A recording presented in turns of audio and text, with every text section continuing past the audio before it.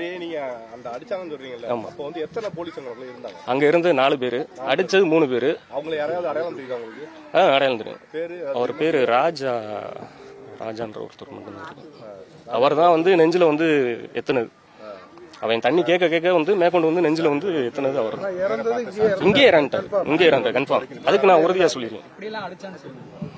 அப்படின்னு சொல்லும்போது இப்ப கோயில் நிர்வாகம் அதை எடுத்துக்கிட்டு இப்ப கோயில்ல இதெல்லாம் கழிக்கணுமே, அதெல்லாம் செஞ்சாங்க. எப்படி புரியல? கோயில்ல வந்து பரிகார பூஜை எல்லாம் பண்ணணும். நம்ம இங்க இறந்துருக்காங்க, இது கேஸ் நடந்துகிட்டு இருக்குல்ல ஆபீஸ்ல. நான் இதுவே வந்து இப்பதான் வந்து சொல்றேன். இப்ப கோயில்ல வந்து நான் எப்படி சொல்ல முடியும்? அங்க அறநிலையத்துறை வந்து அந்த இதை வந்து பரிகாரம்லாம் பண்ணணும்ல.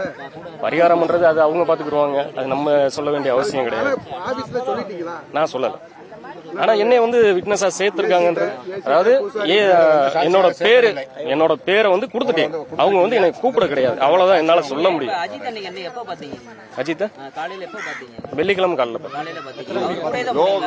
வெள்ளிக்கிழமை காலையில நான் அவனை பார்த்தேன். வெள்ளிக்கிழமை மத்தியானம் எனக்கு டூட்டி முடிஞ்சு நான் வந்துட்டேன். வந்ததுக்கு அப்புறம் இவனை கூட்டிட்டு போனாங்கன்ற தகவல் எனக்கு தெரிஞ்சு, அதுக்கப்புறம் வந்து சனிக்கிழமை காலைல 4 மணிக்கு வந்து போலீஸ் டெம்போல வந்து பஸ் ஸ்டாண்ட்ல வந்து வச்சிருந்தாங்க. அதை நான் கண்ணால பார்த்தேன். அப்புறம் நீங்க கூட போனீங்களா? இல்ல, கிடையாது. அதுக்கப்புறம் வந்து சனிக்கிழமை மத்தியானம் அந்த 3 மணி சொல்றேன்ல, அப்பதான் வந்து நான் உள்ள ஆபீஸ்க்குள்ளேயே போறேன். அப்பதான் எனக்கு தெரியும் அடிச்சுக்கிட்டு இருக்காங்க. அது வேணாம் சார், அது இருக்கட்டும். அஜித்குமார் வந்து உங்களுக்கு தம்பி. இதுல என்னன்னா, எங்க இப்ப சாட்சி சொல்ற நாங்க எல்லாத்துக்கும் வந்து பாதுகாப்பு வேணும், அவ்வளவுதான் என்னால சொல்ல முடியும். நான் அவங்க அண்ணன் இந்த மாதிரி வேலை பாக்குறேன் அப்படின்னு நான் சொல்லிட்டேன். சொல்லி என்கிட்ட கேட்குறாங்க, நானும் வந்து கேட்கட்டுமான்னு கேட்குறேன். கேளுங்க அப்படின்றாங்க. கேளுங்கன்னு சொல்லும் போது நான் திருப்பி கேட்குறேன். அவன் சொன்ன ஒரே வார்த்தை, என்னால் அடி தாங்க முடியல, அது மட்டும் தான் நான் சொன்னேன்.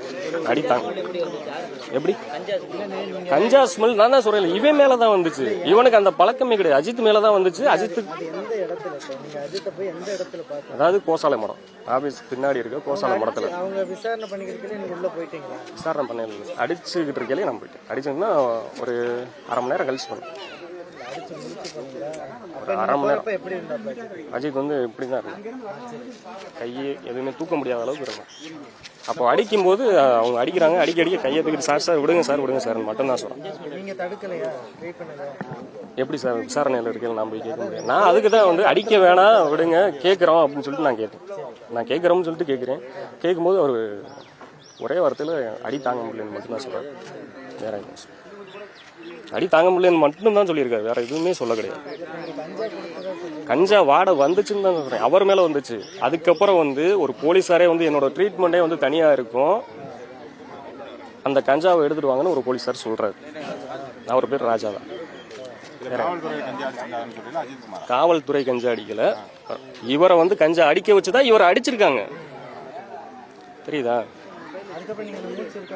மூச்சு இருக்கான்னு பார்த்தேன். பார்த்ததுனாலதான் நான் சொல்றேன். நான் உண்மையை தானே சொல்றேன், பொய் சொல்லலையே. சனிக்கிழமை 3:30 இருக்கும். உடனே கிளம்பல சார். அவன் ஆட்டோல ஏத்துற வரைக்கும் நான் அங்கதான் இருக்கேன். கடைசியா வந்து உயிர் போற வரைக்கும் நான் இருக்கேன். ஆனா உயிர் போனது வந்து கோயில் வளாகத்துக்குள்ளதான், அந்த ஆபீஸ் முன்னாடியே தான் போச்சு. அதான் தெளிவா சொல்றேன் சார். நான் ஆட்டோல நான் ஏறல. ஏத்தி விடவும் நான் தூக்கவும் கிடையாது. நான் பல்ஸ் பார்த்துட்டேன், 2 கையிலையும் பல்ஸ் பார்த்துட்டேன். நெஞ்சில துடிப்பு பார்த்தேன், துடிப்பு இல்லை. எந்திரிக்கிறதுக்கு முன்னாடியே வந்து மோஷன் போயிட்டேன். மோஷன் ஸ்மெல் வந்துருச்சு. ஒரு மனுஷனுக்கு வந்து மோஷன் ஸ்மெல் வந்துட்டாலே முடிஞ்சுல, அவன் உயிர் போயிடுச்சுல. அதோட தான் வந்து காவலர் தான் ஏத்துறாங்க. அவங்க தான் ஏத்திட்டு போறாங்க. ஜிஹெச் தான் போனாங்க. பல்ஸ் யாரு நான் யாருமே என்னை பார்க்க சொல்லல. நானா போனேன், யதார்த்தமா தான் போனேன். பக்கத்துல போய் தானே சார் பார்த்தேன். பார்த்ததுனால தானே சொல்றேன். நான் விசாரணைக்கு என்னோட பேர் வந்து அன்னைக்கு நைட்டு வந்து வந்த போலீஸ்காரங்கிட்ட நான் கொடுத்துட்டேன். யார் இருந்தாங்கன்னு கேட்டாங்க, என்னோட பேரையும் நான் கொடுத்துட்டேன். ஆனா என்ன கூப்பிட கிடையாது. எனக்கு வந்து தம்பி வேணும்.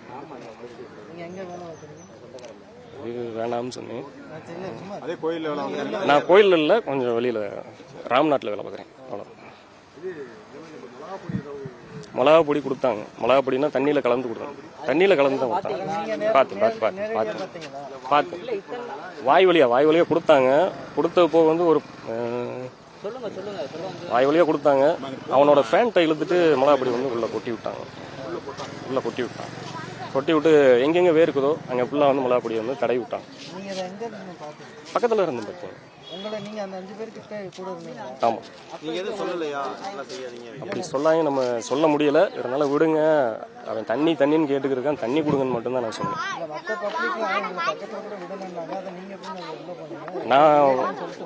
நான் டிபார்ட்மெண்ட்டில் இருக்கேன், அதை நான் சொல்லாமல் சொல்கிறேன். டிபார்ட்மெண்ட்டில் இருக்கேன், அதனால என்னை அலோவ் பண்ணாங்க, நான் உள்ளே போனேன். அவ்வளோதான், வேறு எதுவும் சொல்ல விரும்பல. வேறு எதுவும் நீங்கள்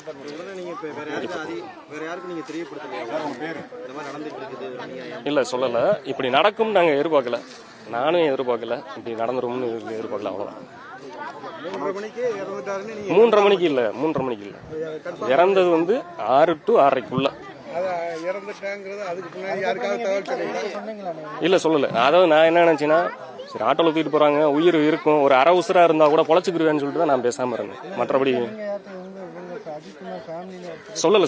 நான் உடனே வந்து அவங்க ஆட்டோவில் ஏற்றிட்டு போனதுமே நான் ஒரு பைக் எடுத்துட்டு நான் ஜிஹெச்சுக்கு பின்னாடி போகிறேன். திருப்பணம் ஜிஹெச்.